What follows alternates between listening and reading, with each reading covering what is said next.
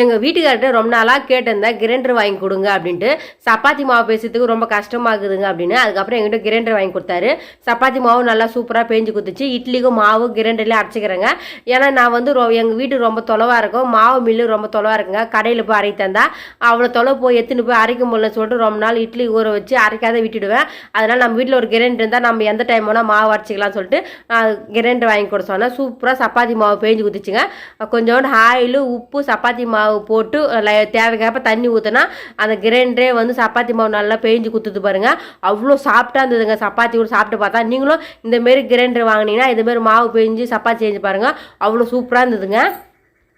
அதுக்கப்புறம் எங்கள் வீட்டுக்காரர்கிட்ட போய் சப்பாத்தி மாவு எதுவுமே கொடுத்தா அவர் வந்து சப்பாத்தி தட்டி கொடுத்துட்டாருங்க. அதுக்கப்புறம் நான் போய் அடுப்பாண்டு போய் உக்காந்து சப்பாத்திலாம் சுட்டு எடுத்துட்டேங்க. சப்பாத்திக்கு வந்து உருளைக்கிழங்கு குருமா குழம்பு வச்சுருந்தேங்க.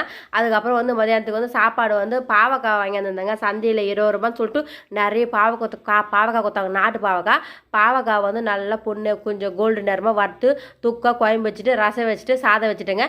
எங்கள் வீடியோ பிடிச்சதா லைக் பண்ணுங்கள், ஷேர் பண்ணுங்கள்.